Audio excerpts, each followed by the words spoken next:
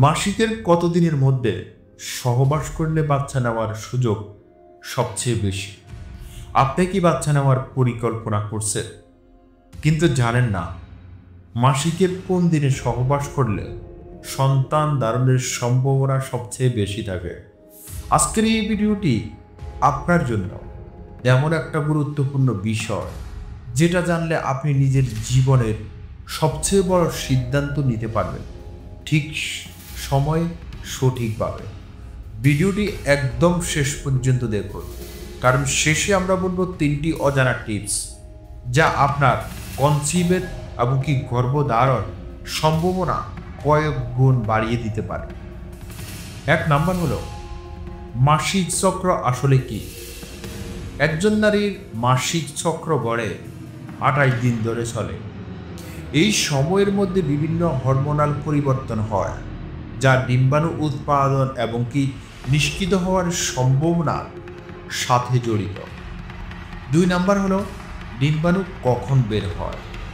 Ovulation সাধারণ মাসিক শুরুর থেকে 14তম দিনে ডিম্বাণু এগ বের হয়। এই সময়টা হলো ওভুলেশন উইন্ডো, অর্থাৎ সন্তান নেওয়ার সবচেয়ে উপযুক্ত সময়। 3 নাম্বার হলো বাচ্চা হওয়ার জন্য উপযুক্ত দিনগুলো। মাসিকের 11 থেকে 16তম দিনের মধ্যে সহবাস করলে গর্ভধারণের সম্ভাবনা সবচেয়ে বেশি থাকে। এই সময়ে শরীর প্রস্তুত থাকে সন্তান নেওয়ার জন্য। 4 নাম্বার হলো কেন সব দিনে গর্ভধারণ হয় না? ডিম্বাণু মাত্র 12 থেকে 24 ঘন্টা পর্যন্ত জীবিত থাকে, আর শুক্রাণু স্পার্ম নালীর শরীরে বেঁচে থাকতে পারে মাত্র 3 থেকে 5 দিন পর্যন্ত।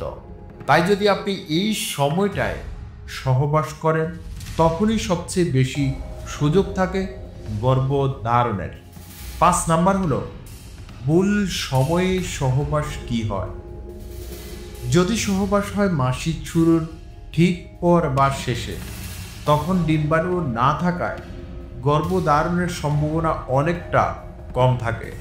তবে এটা 100% নিশ্চয়তা নয়, তাই সব সময় সচেতন থাকতে হবে। অনেকেই ভাবে যে মাসিকের একেবারে শেষে সহবাস করলে বাচ্চা হবে না, কিন্তু এটা ভুল। যদি কারো সাইকেল ছোট হয় তাহলে ডিম্বাণু আগে বের হতে পারে, তাই সঠিক সময় জানাটা অনেক গুরুত্বপূর্ণ। ভিডিওটির শেষে বিশেষ 3টি টিপস। 1 নাম্বার হলো ওভুলেশন চিহ্নিত করুন। শরীরের তাপমাত্রা বেড়ে যাওয়া, জরায়ুর মুখ থেকে পরিষ্কার সাদা রঙের তরল নিঃসরণ হওয়া, হালকা ব্যথা বা ডান বা বাঁ পাশে। 2 নাম্বার হলো ওভুলেশন ক্যালকুলেটর ব্যবহার করুন। গুগল বা অ্যাপের সাহায্যে নিজের সঠিক সময় জেনে নিতে পারেন। 3 নাম্বার হলো স্ট্রেস মুক্ত থাকুন এবং সঠিক ডায়েট মেনে চলুন। মানসিক চাপ কম হলে এবং সুষম খাবার খেলে গর্ভধারণ অনেকটা সহজ হয়ে যায়। ভিডিওটি যদি আপনার উপকারে আসে তাহলে একটি লাইক দিন। এমন আরও দরকারি তথ্য পেতে চ্যানেলটি সাবস্ক্রাইব করুন। কমেন্টে লিখুন আপনি কি নতুন কিছু জানলেন আজকের ভিডিও থেকে। ভিডিওটি আপনার বন্ধু, জীবনসঙ্গী বা পরিবারের সঙ্গে শেয়ার করুন যাতে সবাই সচেতন হতে পারে। ধন্যবাদ সবাইকে। সবাই ভালো থাকবেন, সুস্থ থাকবেন।